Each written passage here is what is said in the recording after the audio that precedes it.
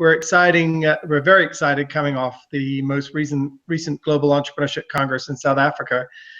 As you know, this is a gathering which really builds on the fact that on the one hand, we all recognize the value of technology and how it's made for wonderful advances in how we live and work in terms of virtual connectivity. But I think there's nothing to substitute the value of, from time to time, getting together, breaking bread together, face-to-face connection. And so what we do is, at least once a year anyway, make sure that the various collections of global entrepreneurial ecosystems at both national and local levels have the opportunity to come together in one place to share some of their research, their ideas, for their entrepreneurs to meet, for their government leaders to meet, but most importantly for them to build a rapport and a relationship. And as we look at the success of entrepreneurial ecosystems, generally speaking, we've got a variety of factors that we think is successful. We know that one of those is connectivity, and so that's really one of the main things that we do at the Global Entrepreneurship Congress, is really connect and bring people together, and we're thrilled with some of the outcomes. Yeah. Let's start with the beginning. When did it all start? Because I know that the Congress started basically after GU, Global Entrepreneurship, was launched. And when did it start? Because some of the viewers might not know, might not be aware of the whole structure of GU, which Global Entrepreneurship Week, which was a week of celebration, and it started a long time ago. When did it all start, and with what incentive did you begin this huge platform? Yes, so we really began in 2008, when we were looking across the world and recognizing that while we had begun to establish how important entrepreneurs were, not just to the sort of cultural fabric of their lives in terms of creativity and innovation, and frankly, a much more selfless generation of people who are sort of figuring out better ways of doing things, but also, of course, their value to their countries, to their economies, to their employment, and of people in their societies. And so we embarked upon Global Entrepreneurship Week as, frankly, a way of celebrating the great things about entrepreneurs. And we were very surprised. The idea was really devised by the Kauffman Foundation and Gordon Brown, who was then the Prime Minister of the United Kingdom. We tested the model in the UK, and we tested it in the United States, and we thought this is mostly valuable at helping people around the world to understand all the positive and the valuable things that entrepreneurs can bring to our communities. And so what we did is we embarked upon something with 77 countries in the first year, that grew to 150 countries, that essentially said, yes, 1 week in November, we'll celebrate the entrepreneurial spirit. We'll try to get the people who already understand that. We say here, we'll get the people who already engaged in entrepreneurship, who already converted, and let them tell the story to their others in their communities, to get schools and universities and big businesses that often don't understand entrepreneurs, try to get government that, especially in those days, didn't really understand entrepreneurs, and all parts of our society.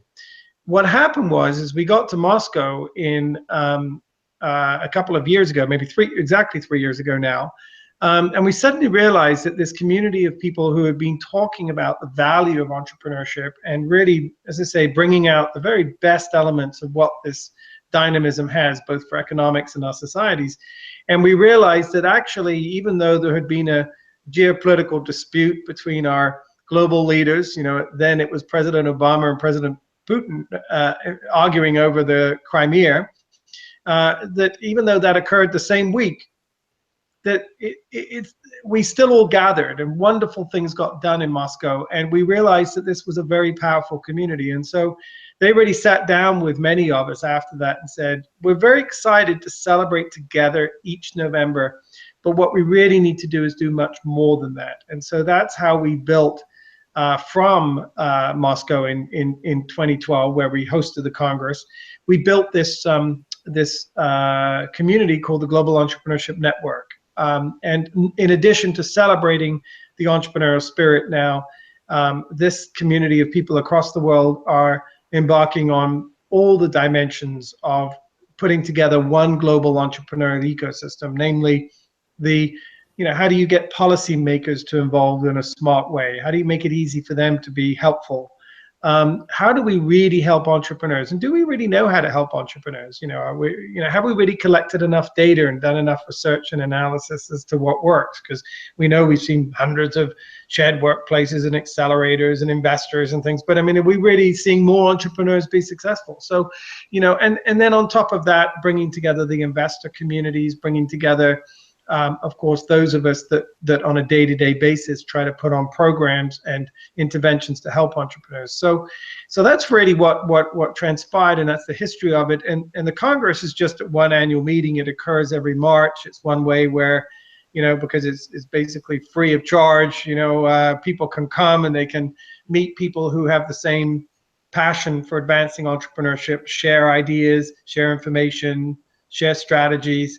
But it's really about that broader mission of how, as a world, especially at this time where we're seeing a sort of backlash against globalization, which, for me is all about how we do things together, regardless of our religion or our culture or what type of economy we have or our history. How do we come together to really build an effective ecosystem that enables anybody, anywhere in the world to be able to start and scale an idea, as obviously as a business, but most importantly, something that brings economic and social value to their societies.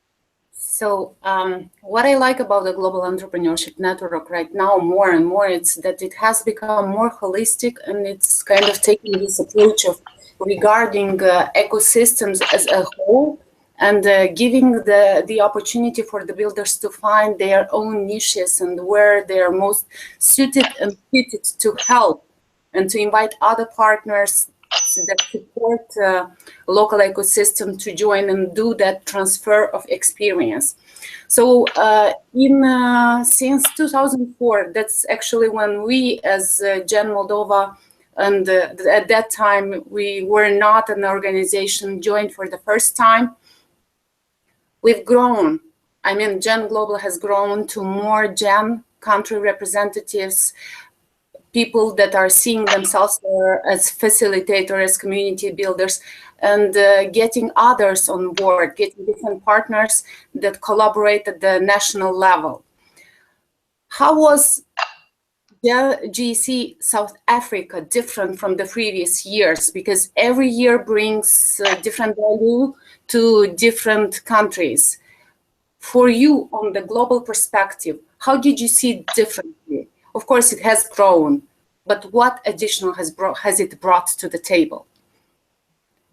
Well, thank you for that question. Yes, we're sort of proud of the GEC, partly because the GEC comes about because of the community that come to it. We're not in the quote event planning business, but what we try to do is create a platform or allow the Gen community and the GW community across the world to create a platform where they can come together. So here's how it's changed. I mean, I think we've seen a large number of people come to the Congress each year. So it hasn't changed that much in that regard. And in fact, sometimes we think we should have fewer people, but I think we're very excited at the level of attention that it gets. But it's changed in a couple of ways. The first of all, we're starting to see investors come and entrepreneurs come because, and we think that's important because we have to be careful not to limit our conversation about how we can help entrepreneurs to one where we don't actually include them in the conversation. So that's one change. And another thing in terms of how it's growing and developing is, if I come back to the comment that I made about the Congress as it existed in 3 years ago when we were in Moscow, and then after that we went to we went to Medellin, Colombia, and then we came to Johannesburg, South Africa. But in those 3 years, we, as you have indicated, have seen the emergence of a more formal structure in each country to be able to leverage the value of this global community, whether it be because of programs or policy ideas or collectively working on better research to help us guide what are always very limited amount of time and resources more effectively. And I think what we're seeing is that over the last, what's changed in South Africa is that we've now reached a point where we have announced that we will attempt to have GEN operational by the next Congress in over 100 countries. And the reason why this is important is because there are a number of countries that have been exploring this and testing this and looking at different ways. And at the Congress, we kind of sent a message, which was to say, okay, guys, it's been a couple of years now that you've been working on this. Now's the time that we're going to be actually selecting our GEN managing directors, working with them in our inviting at the global level leaders from each of your countries to serve on these boards, and to really see that we can, in a rather more urgent way. I think if we hadn't seen some of these changes around the world to do with, increasing demand for youth unemployment, if we hadn't seen the need to do more and deeper things concerning minorities and women, or we hadn't seen the need to respond to the fact that we've got this digital disruption going on, which to me is an opportunity, not a problem. It's like, how do we get the best and youngest minds in our societies to make sure this is a force for good, rather than looking at all the things we get frightened about when we look at artificial intelligence, or not just technology, but we look at the opportunities it can bring.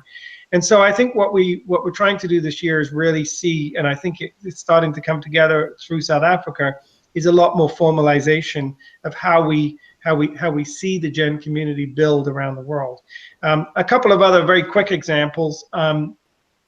So a very good example of this, in addition to Moldova, where you've been a great leader in setting an example to the rest of the world, which given the history of your economy and the fact you come from a more controlled, shall I say, a more state-oriented economy, is wonderful. We're really excited to see Moldova take an example that others can follow.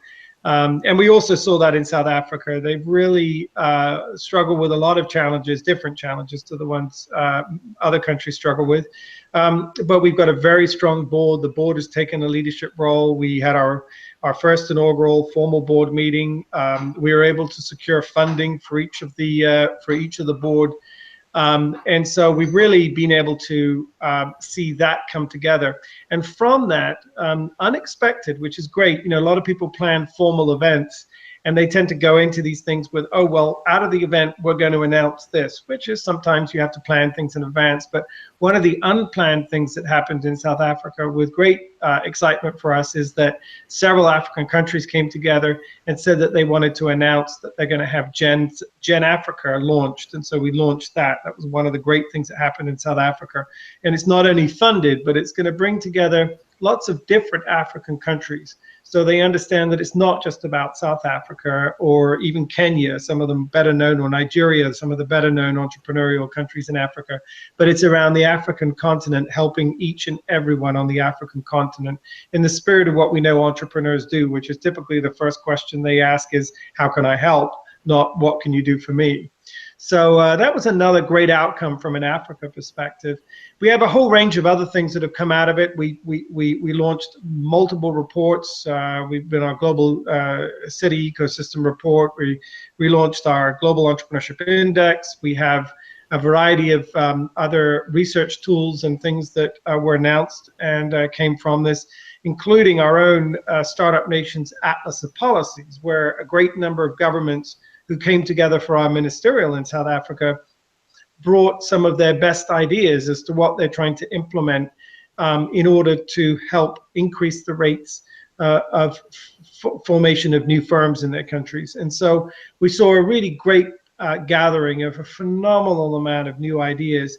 And even if just one or two of those ideas helped someone when they went home to have one contribution to making something better and stronger for their entrepreneurs at home, we think it's worthwhile. So, yeah, it's particularly interesting that I know I've been to several GCs that it's taking a very diverse approach, top-down approach, bottom-up approach. So helping also local ecosystem to develop and also industry-based.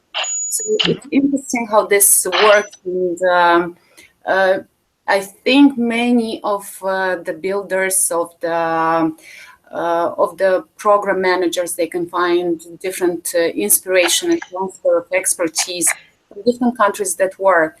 And even in South Africa, being right now, we collaborated on some projects, and I think it's going to grow into something more consistent. And consistency is really important in these programs.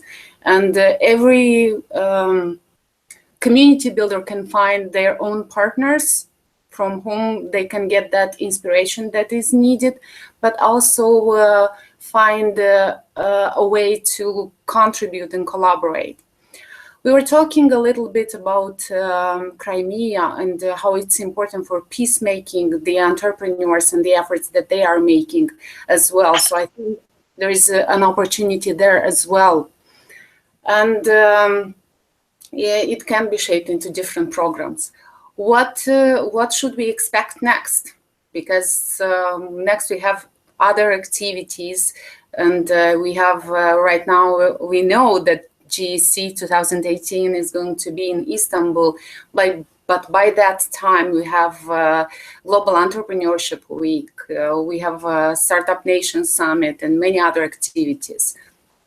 Yes, well, thanks for that. Yes, well, first of all, I think the important thing in terms of what do we expect next, I think as a global ecosystem, you know, one of the things I want to make sure that I've emphasized that has been created coming out of South Africa is really an affirmation, a confirmation that we have deep trust among people from very different societies who typically in the popular press on their headlines, you know, apparently our countries are not supposed to get on, but within the context of creators, innovators, and entrepreneurship, we've seen 10 years of deep trust build up among what is a very diverse array of actors. And I hope that this community, in addition to some of the practical things we've already got on the schedule, will be able to, anybody looking at this will be able to say, wow, this is a community where I can get things done. You know, we did a survey actually coming out of the GC, and it was wonderful how many people, you know, I mean, 80% of the people surveyed said that, of course, they built new relationships. But 40% of those surveyed, 41% of those surveyed said that they had actually come away from the Congress with a new project or a new piece of business developed. And for us, that's what we want people to think. We want to say, look, you come to the Congress, there's lots of great speeches and great programs, and we've got a whole bunch of things if you're an investor, lots of things if you're an entrepreneur. We've got master classes with people like Bob Dorff. You know, we've got great, you know, and people like expert teachers. But at the end of the day, we want you to have connected and actually got business done. And for a lot of people, that was something that they achieved. And I think that's important because the business at hand that we take on as a global ecosystem is this sort of a little bit less friendly global environment that some of our politicians are leading us into. And so I think the duty is upon us to be able to ensure that we maintain those deep friendships, trust, collaboration, that together, at least on the economic level, we can be doing great things on behalf of our economies, but also on behalf of our own local communities and helping people who are struggling to get where they want to go. And we know we're going to hit other struggles. I mean, digital disruption is going to put a lot of our traditional industries out of business, but, you know, let's think about how we make it that transition a positive one for them. And I could give a dozen examples of that. And I think that that's really the big thing that's ahead. More practically speaking, if anybody's interested in being involved, we do have, first of all, we have a way that free of charge you can join Gen Connect. You can go to our genglobal.org website, which tells you the sort of complete picture of things that are going on. And Gen Connect, you know, it's our own connection platform. It allows you to sort of look in, you know, in basic terms, it's more of a directory than it is, you know, we're not able to replicate Slack or Facebook or you know, some of the Google technology because we're not $1 billion company. But certainly it is a place where you can go, you can sign up because you want to be invited to speak, or it's a place you can go and see who else is working on things in your country or in countries that you're interested in. And then, of course, if you choose to connect with them offline and through other vehicles, that's fine. But I think that's one thing you can definitely do to get involved. But then as far as the additional live activities are concerned, have the next GC, as you mentioned, in Istanbul, and very soon we'll be announcing where the one in the following year is going to be. But we also have some countries are holding smaller events. We call them GC pluses. They're sort of regional gatherings, usually not as big, maybe a couple of hundred people, a lot more focused on either a very specific topic or on a very particular region. And certainly we're seeing one of those happening, for example, in Thailand in August of 2017. And then, as you mentioned, perhaps most importantly, we really feel like the energy for the movement comes every year by us celebrating in our own way, in our own communities, Global Entrepreneurship Week as the way to really, allow our entrepreneurs to be infectious. Let them show by example, any child, any student, any board employee, by the way, you could join a team, you could be part of creating something new at some point in your career or in your life that makes sense. And by the way, that's not always when we're young. Sometimes it happens when you're older and you're like, you know what, I think now I could afford to take that risk, or I could try to do that. Or for many of us, actually, for a lot of people, they told me, yeah, I actually lost my job. But all of a sudden I had this time on my hands, and I realized that so many of the early stage development things of starting a company were things that I could do when I had time. It wasn't money. Networks are free. Cloud storage space is free. Internet is by and large free. So there were lots of things that I could do to sort of build community and get input on an idea I had, and find co-founders that didn't require me to put any of my money into it. So certainly I hope that as we move forward, we'll continue to provide a lot of other sort of events and activities that people can participate in. But Global Entrepreneurship Week in November, of vital importance. If you haven't been involved before, I hope everyone will get in touch with you, and we'll make sure that they find a way to be involved. And if you're interested in the other Gen things going on at genglobal.org, I hope that you'll, again, get in touch with Gen Moldova and be a part of what we think is designing the future of these countries, designing our own economic and cultural future. I mean, there's really this sort of nice revolution in value creation that's going on, and we hope that that's something that there's a role for everybody and anybody. So, and then without doubt, be sure you sign up to come to Istanbul. We certainly think it's not too far away for those people in Moldova, but we certainly hope that we will see many more people from your part of the world participate in what we believe is an important opportunity for you in making global connections. Moldova has very good ties with Istanbul, so we really hope that in Istanbul we'll have a larger Moldovan delegation, so people can first understand what is GC about, and they can put up their connections there, and then further explore where they can grow them to. Right. Thank you, Jonathan, for this, for your time, and thank you for being and discussing with us a little bit about GEC South Africa. Of course, there is so much to talk and to say about it, but we will discover even more tomorrow with Kizito, who stood behind the team in South Africa and did the organizational part, and they've done a wonderful job, and we are really happy that we had a chance to understand more about the culture itself in South Africa and the entrepreneurial culture there, and in connection with other countries from GN and from this platform that is so big. Thank you so much. Great. Well, thank you for having me, and and by the way, apologies to any people that were joining us on the Google Hangout earlier. We had a technical problem, but so if I kept anybody delayed, I apologize. But I do want to say also, if you haven't met Kizito, join the Google Hangout and meet him. He is someone that every head of state, minister, every corporate person, they're like, this is the future of Africa. And he's a young man who single-handedly put together his board and his operation and his funding for GEN in South Africa. But most importantly, he put on a huge event without any, this was him. He came and said, I'm going to make sure the GC comes to South Africa.